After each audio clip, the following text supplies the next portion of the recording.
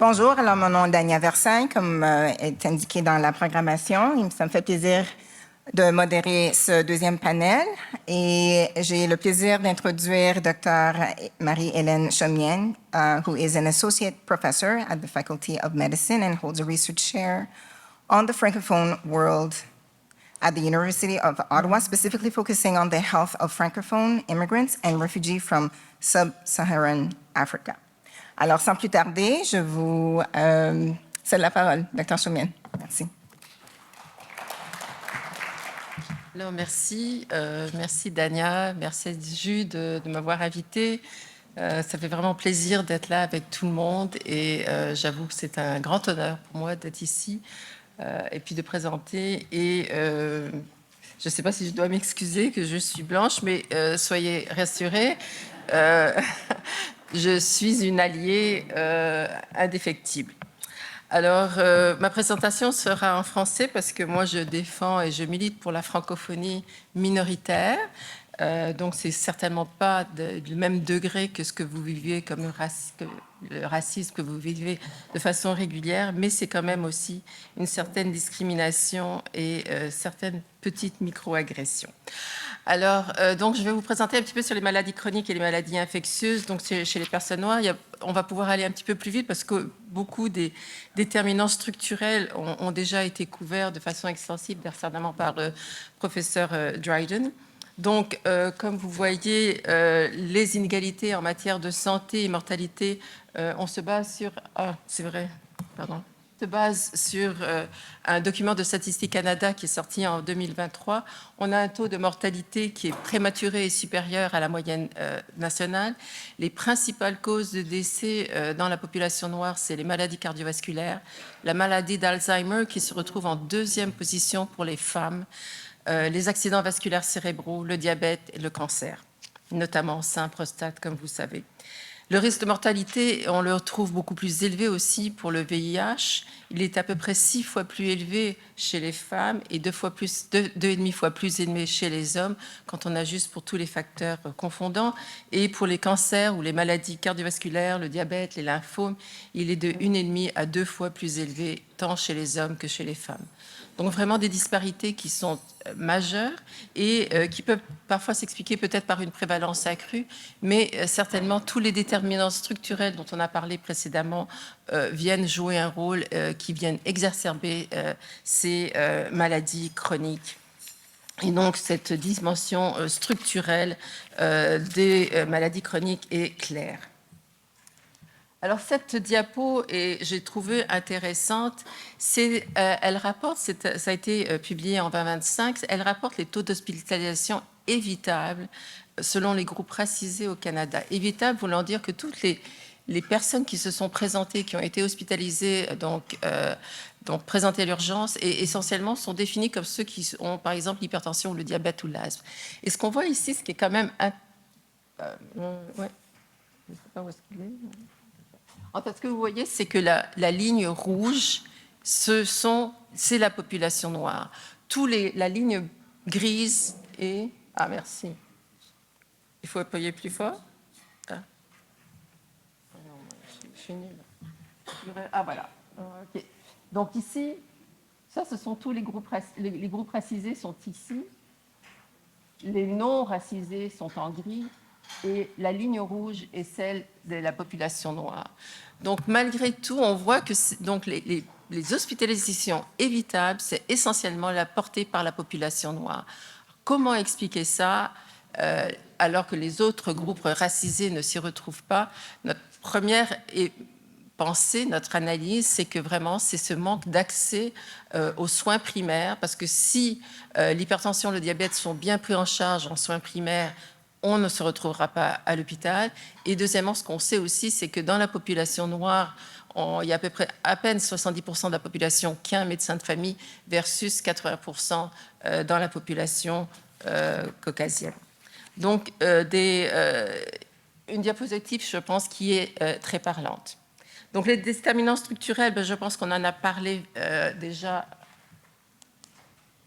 relativement de façon extensive, mais c'est clair qu'on a un système de santé qui a été pensé, conçu et mené par la majorité blanche. Et c'est clair que c'est un système de santé qui n'est pas du tout adapté aux personnes racisées et à la population noire. Donc clairement, il va y avoir des discordances, clairement, il va y avoir des inégalités. Clairement, le racisme qui entraîne souvent le faible revenu, parce qu'on est à la recherche d'emploi, on est à la recherche de logement, on est défavorisé dans tout ça. Donc certainement, nos déterminants sociaux habituels sont aussi majorés. Le stress chronique est là, et c'est clair, on le sait maintenant, sur toutes les études en fait, qu'on fait sur les maladies cardiaques, le stress a un facteur important pour diminuer l'immunité et toutes les cascades de réactions immunitaires qui vont favoriser la maladie cardiaque. Donc ça, c'est excessivement important. Et dans une population où l'hypertension et le diabète sont déjà assez prévalents, la maladie cardiaque, les maladies cérébrovasculaires vont être primordiales. Les facteurs génétiques, il y en a, ils ne sont pas encore assez bien connus, on commence à travailler là-dessus, mais ça a déjà été identifié pour certaines pathologies. La sous-représentation, on en a parlé, mais surtout le manque de professionnels noirs pour servir la communauté noire est vraiment flagrant, et c'est un point excessivement important. Venant de la communauté francophone minoritaire, on a longtemps milité, on milite encore pour avoir aussi des professionnels de santé francophones, parce qu'on sait que s'il n'y a pas cette barrière linguistique, les inégalités de santé, on les vit aussi dans la population francophone minoritaire. Donc certainement, chez les maladies chroniques, on va voir un fardeau disproportionné où les personnes noires sont plus susceptibles. On a vu que le taux de diabète, d'hypertension est vraiment nettement plus élevé, 2 à 3 fois plus élevé. On a ces inégalités, cette intersectionnalité, et les études que je fais sur les migrants francophones, la barrière linguistique se rajoute encore à tous les problèmes d'intersectionnalité que vous vivez.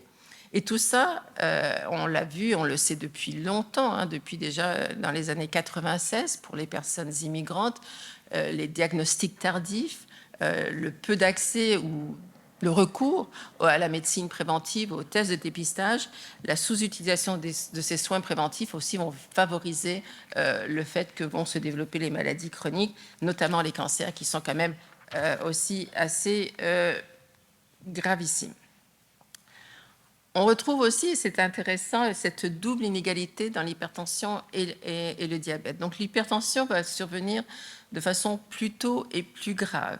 Je crois que une personne avec une des complications de l'hypertension, de la crise hypertensive, c'est qu'on voit un œdème dans le fond de la papille. Et je pense que la première fois où j'ai pu voir vraiment ce qu'on appelle ce papilledème, c'était vraiment un jeune noir qui avait une crise hypertensive. Je n'en ai jamais vu après, mais c'est vraiment très important, ces crises hypertensives chez les jeunes noirs qu'on voit, et c'est pas assez bien documenté ou c'est pas assez bien connu, je pense, dans la profession médicale ou soignante. Donc, et ce qui est intéressant, malheureusement, ça c'est une donnée américaine, mais je pense que ça doit se retrouver aussi ici. On a encore besoin de faire beaucoup d'études, mais on n'a pas de données, c'est certain.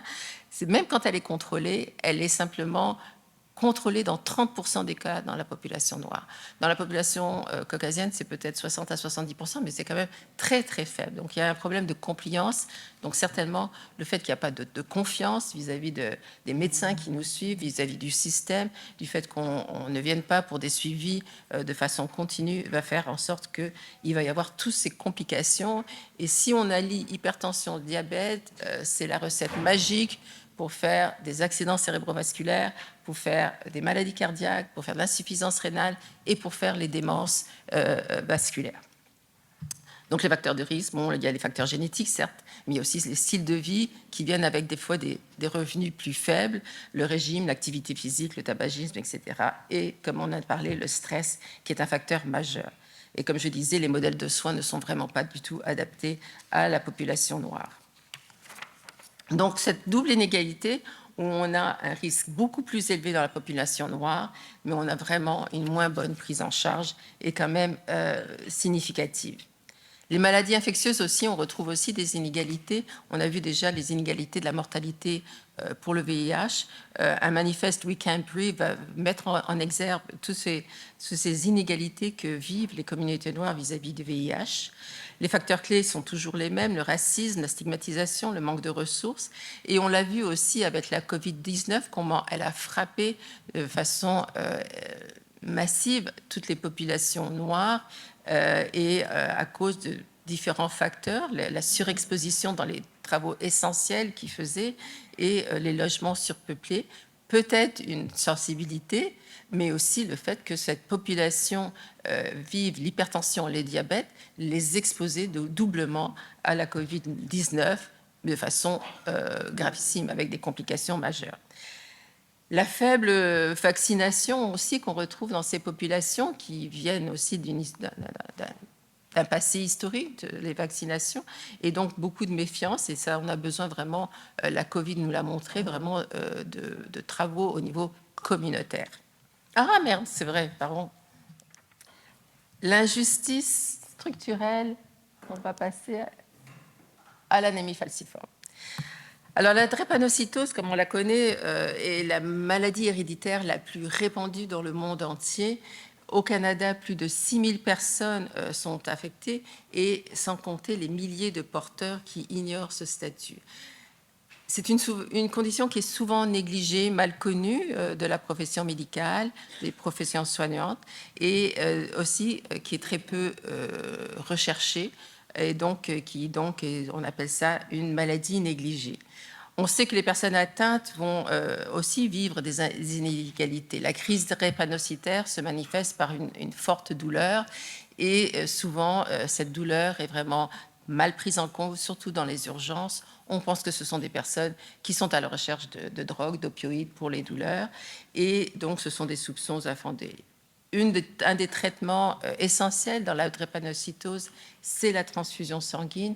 Or, malheureusement, pour être compatible, on sait que la diversité, la différence génétique des gènes qui composent le groupe sanguin est vraiment dépendante de l'origine géographique. Donc, si on n'a pas du sang qui est compatible, et comme ici au Canada, on avait les Noirs n'avaient pas le droit, ou les personnes qui avaient vécu longtemps dans un pays endémique où il y avait la malaria ne pouvaient pas donner du sang, très souvent, il n'y avait pas de compatibilité pour donner du sang, et donc c'était un problème en fait structurel majeur, mais majeur pour soigner la drépanocytose ici. Donc vraiment des politiques en matière de don de sang qui sont majeures. Alors comment on a reconnu les inégalités? Il faut reconnaître les inégalités, il ne faut pas les normaliser, parce qu'à partir du moment où on les normalise, on ne s'en occupe pas. Les inégalités sont inacceptables en santé, tout le monde a droit à une santé équitable, et donc il va falloir aller vers des solutions. Alors, il faut des solutions structurelles. On a vu que les déterminants structurels sont majeurs, mais il faut aussi trouver ces solutions communautaires, parce qu'il faut laisser la voix de la communauté parler. Il faut aller chercher la communauté. Merci. Voilà.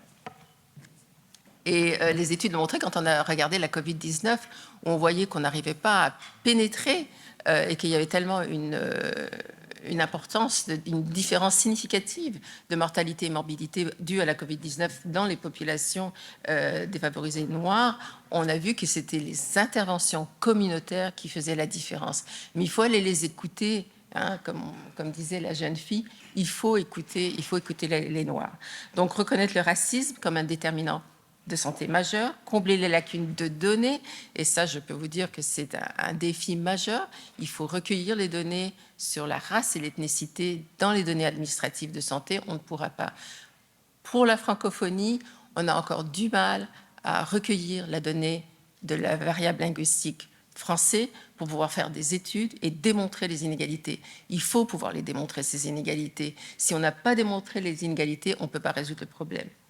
Donc, il faut les recueillir de façon systématique. La recherche aussi, il faut l'augmenter. Il faut qu'on sache qu'est-ce qui se passe. Mais souvent, ce qu'on a entendu du côté francophone, c'est qu'ils ne veulent pas savoir qu'est-ce qui se passe. Parce que s'ils voient qu'est-ce qui se passe, ils sont obligés de répondre à ça. Mais il faut aller chercher l'argent pour justement faire ces données-là.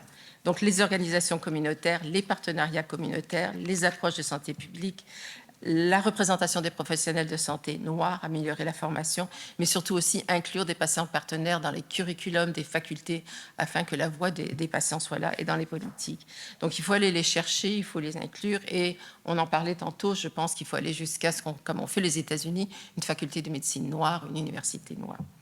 L'équité en santé donc exige de transformer les structures, reconnaître les savoirs et les expertises des communautés. Les questions? Ah, c'est pas moi. Alors les questions, c'est un petit peu ce qu'on avait. Donc pour les chercheurs, c'est certain qu'il faut qu'on aille renforcer la recherche participative. Il faut qu'on sache ce que la communauté voit. Il faut s'inspirer ici au Canada de tout ce que les autochtones ont fait pour la recherche. C'est important. Rien ne se fait sans eux. Et c'est important que vous soyez tous à la table. Comme disait quelqu'un, Black Led, ça c'est essentiel. Moi, je mène parce que je me vois mon rôle quand dans ma recherche pour aller chercher l'argent, mais ce ne sont que des Noirs qui travaillent avec moi parce que je ne suis pas noire et je pense que c'est important de le savoir et de le reconnaître.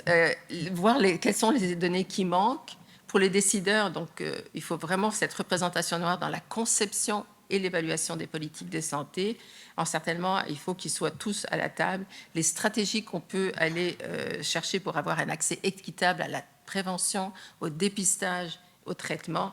Et pour les praticiens, comment rétablir la confiance? Je pense qu'il faut certainement augmenter la compétence culturelle, il faut qu'il y ait une ouverture à l'autre, il faut qu'il y ait une humanité, il faut qu'il y ait une dignité des soins que l'on donne à nos patients. Et il faut vraiment développer cette compétence culturelle chez les soignants afin d'avoir une sécurité culturelle dans les soins. Alors voilà, et je vous remercie de votre attention. J'espère que je n'ai pas pris trop de temps. Very powerful. And now I will welcome to the podium Dr. Idrissa Beogo. He is a registered nurse, just like me.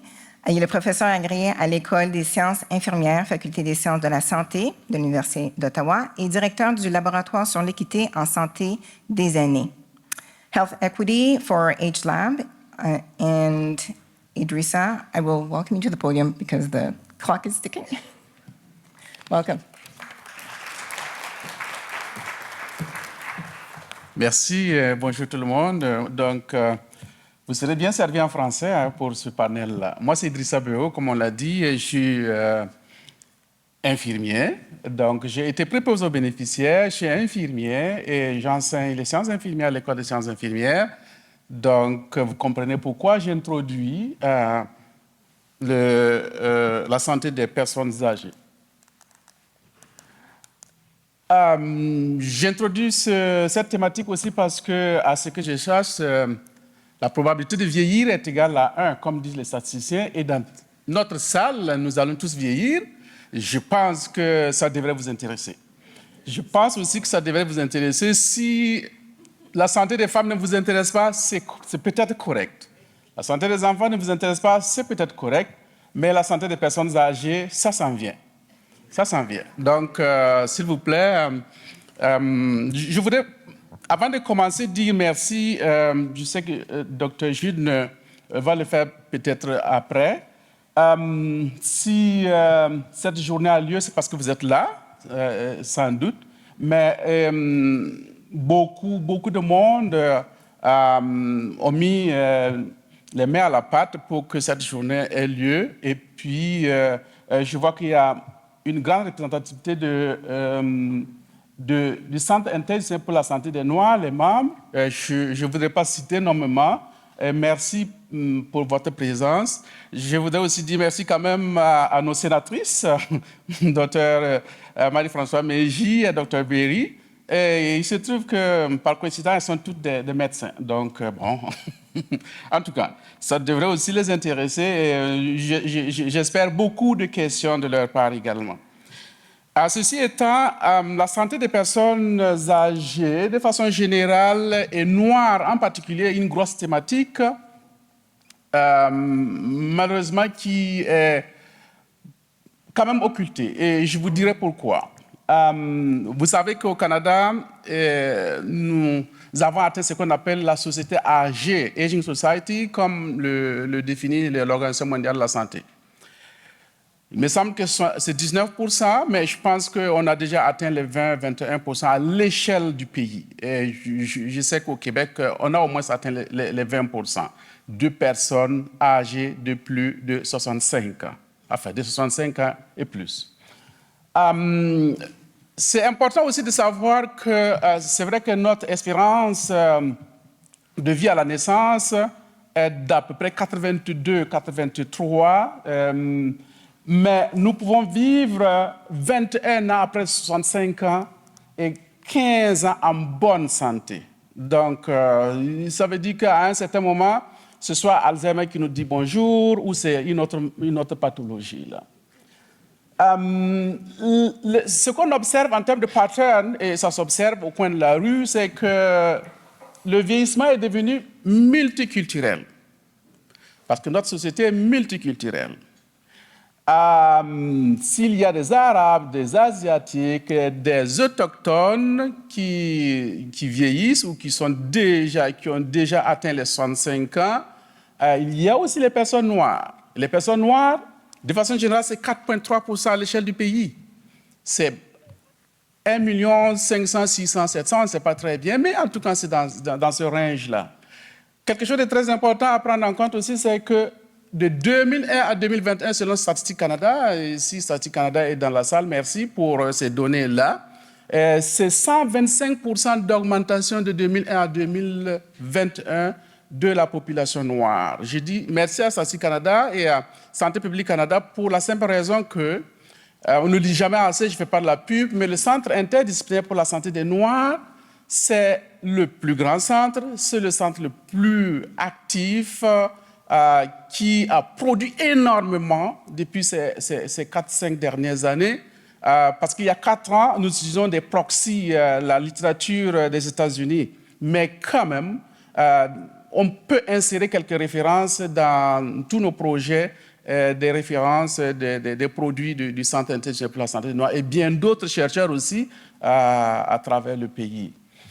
Alors, peut-être que vous ne le savez pas, je suis gêné de le dire, mais notre province, la province de l'Ontario, héberge plus de 50% des Noirs du Canada. Et ça, ce n'est pas rien.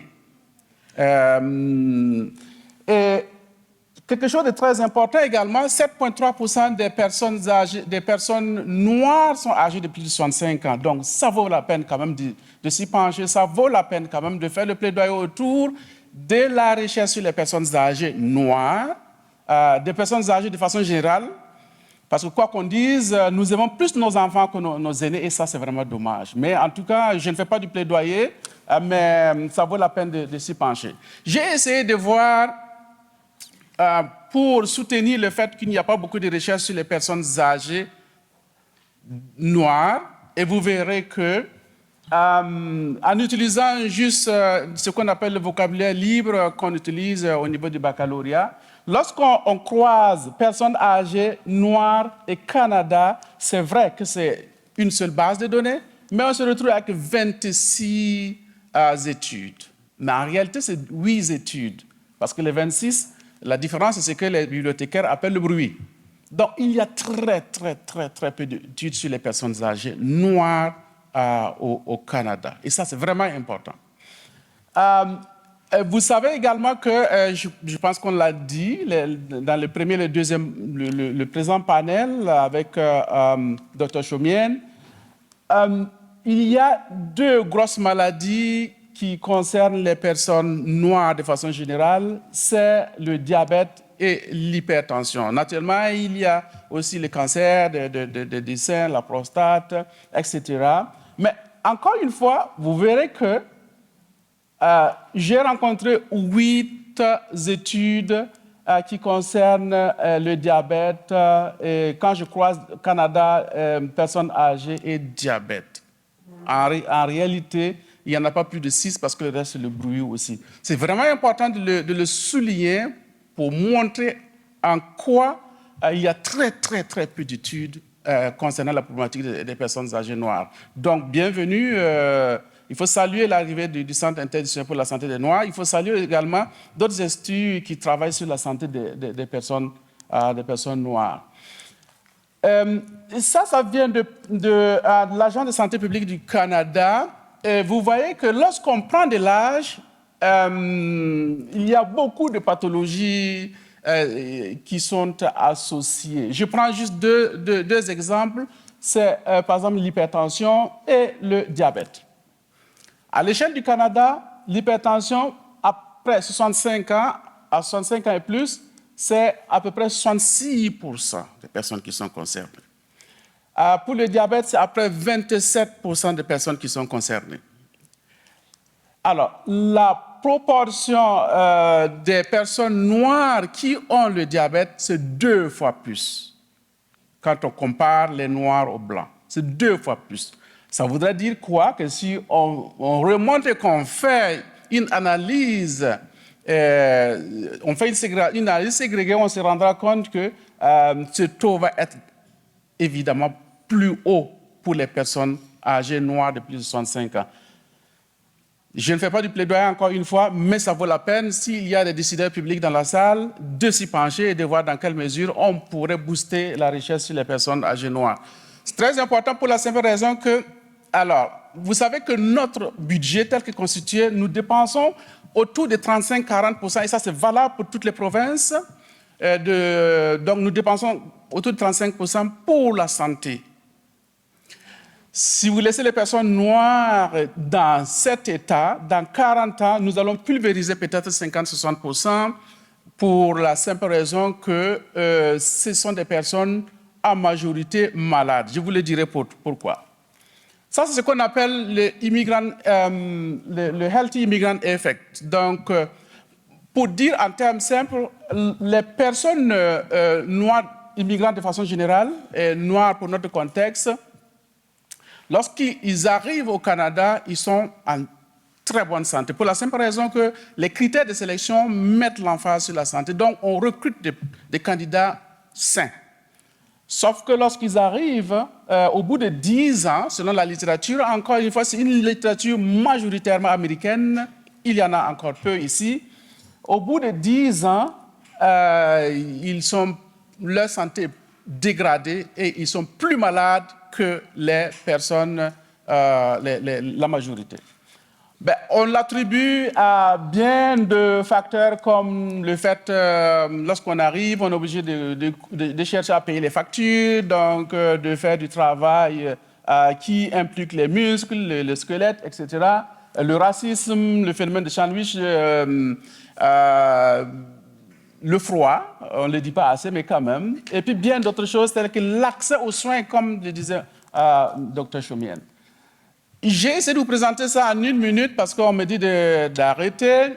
C'est une étude pilote que nous avons réalisée grâce au un financement du Centre international pour la santé des Noirs que mon laboratoire a conduit avec Dr Senat et Dr Norris, que je dis bonjour, qui est de Toronto, qui est la première gériatre noire du Canada, ça vaut la peine de le dire. Et puis, on a essayé d'explorer la perception et les intentions à aller dans les établissements de soins de longue durée. Est-ce que les Noirs voudraient aller dans les établissements de soins de longue durée? Ça a été la question. Je ne sais pas si vous allez être surpris ou pas, mais en tout cas, on observe, ça c'est un peu les âges, quelque chose d'assez commun. Ils ont tous une affiliation religieuse, sauf une personne. Et je le disais tantôt également, 70%, c'est une étude qualitative. Donc, aucune probabilité dedans, sauf qu'on se rend compte qu'il y a 70% qui sont quand même malades. Autre chose, et ce n'est pas des personnes qui se sont relocalisées récemment. Il y en a qui sont relocalisées depuis 58 ans. Ce qui va suivre, vous le verrez. Donc, en moyenne, c'est 26%. Et 75% veulent retourner dans leur pays d'origine. Et voilà quelques citations. Ce n'est pas fait pour nous. You are walking into a facility to meet your death. I don't think most people care about the elderly. Ça, c'est pas faux. Et ce n'est pas valable seulement pour les personnes âgées, noires. Isolation. In our family, we don't go to retirement home. in these places where there are sick people, handicapped people, etc., etc.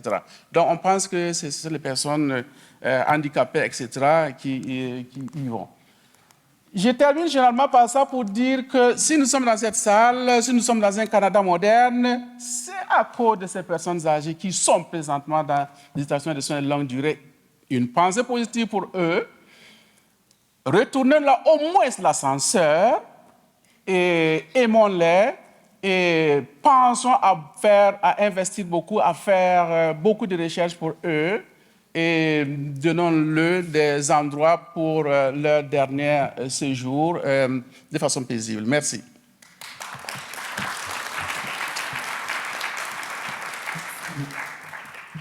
Alors, s'il vous plaît, veuillez prendre place. Merci. Il nous reste à peine 10 minutes pour gérer les questions. Alors, j'ai reçu un texte indiquant qu'il faut que je me présente. Mon nom est Dania Versailles. Je suis directrice des services cliniques à l'Association canadienne pour la santé mentale ici à Ottawa. Et donc, le sujet de la santé mentale qui a été abordé, mais aussi la santé physique aussi, me touche beaucoup. Et surtout les gens auprès de qui on offre des services. Alors, ce sont des personnes de la population communautaire qui souffrent de problèmes de santé mentale graves et persistants, qui sont souvent sans logement et ont des démêlés avec la justice et évidemment tous les autres déterminants de la santé qu'on a vus jusqu'à date. Alors, sans plus tarder, j'aimerais inviter les gens qui ont des questions. On va en prendre, je n'ose pas mentionner 2 mots, mais comme je vous l'ai dit, on a moins de 10 minutes parce qu'il faut terminer à 11h25 pile.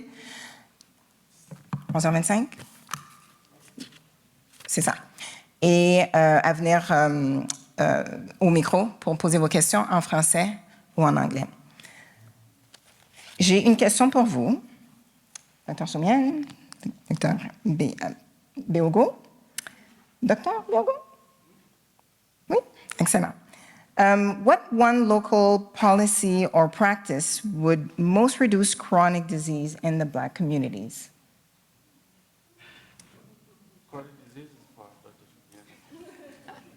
Well, Une seule. oui. C'est sûr qu'il faudrait... les maladies chroniques sont essentiellement prises en charge dans les soins primaires.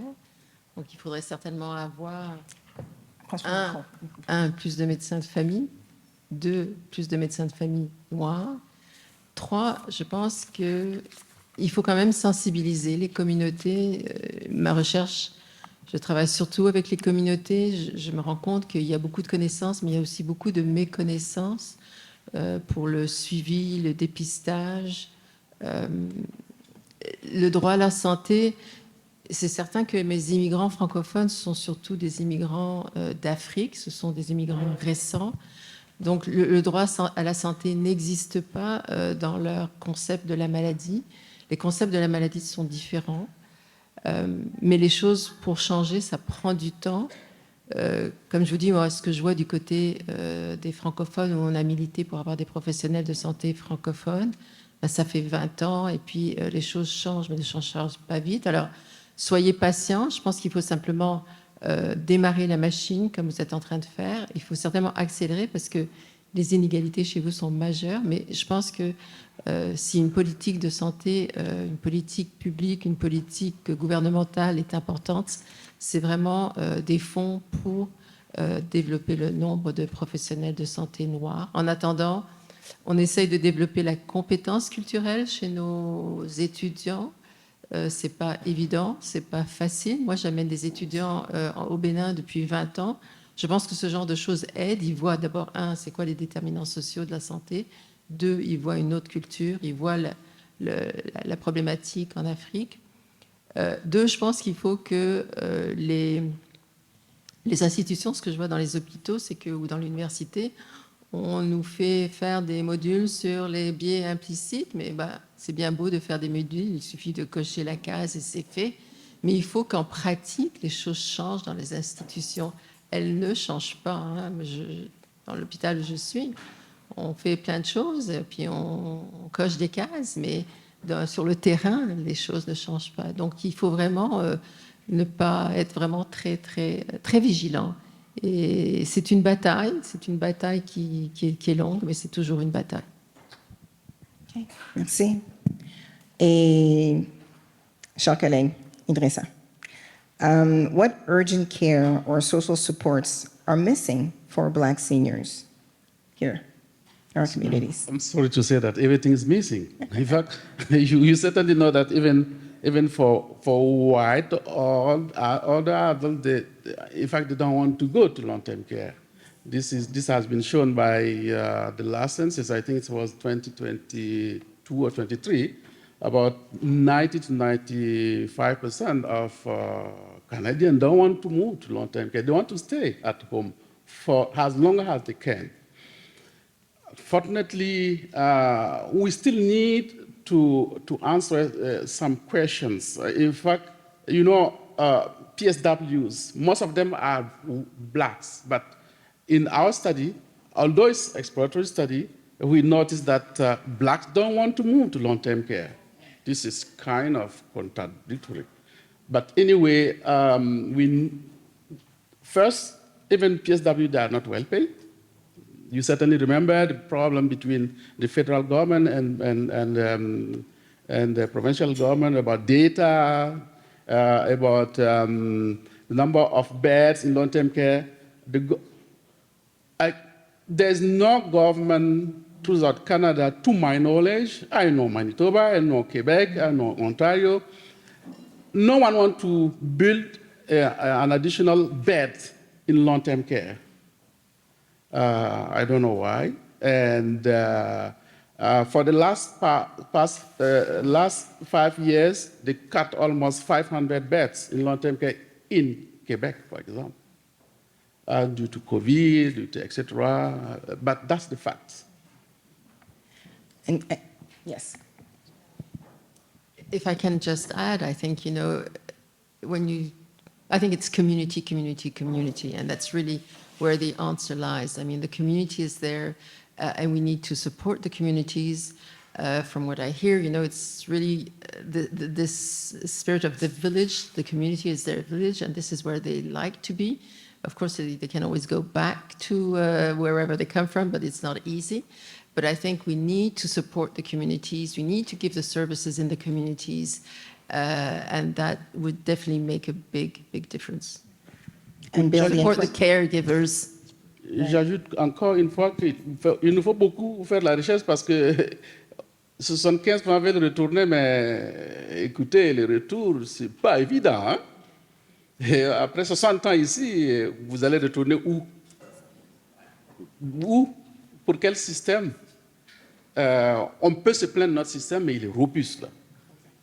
Donc, cherchons encore. Je n'ai pas de réponse. De réponse. Évidemment, comme il a été mentionné auparavant, il faut vraiment essayer de contribuer à améliorer le système, de l'adapter, le système. Parce que sans l'enlèvement des barrières qui permettent à ce système de changer, sans ouvrir les portes aux professionnels qu'on a besoin dans tous les domaines des soins de santé et d'ailleurs, pour vraiment améliorer la condition des déterminants de la santé, social determinants of health, ça rendra le travail très difficile. Donc, on est à l'heure, ou presque. Je vous remercie beaucoup. Je ne vois pas personne au micro. Donc, merci pour votre attention. Thank you for your attention. Oh. Mm-hmm. I'm sorry? Okay, you can go to the microphone, please, or let me bring you mine.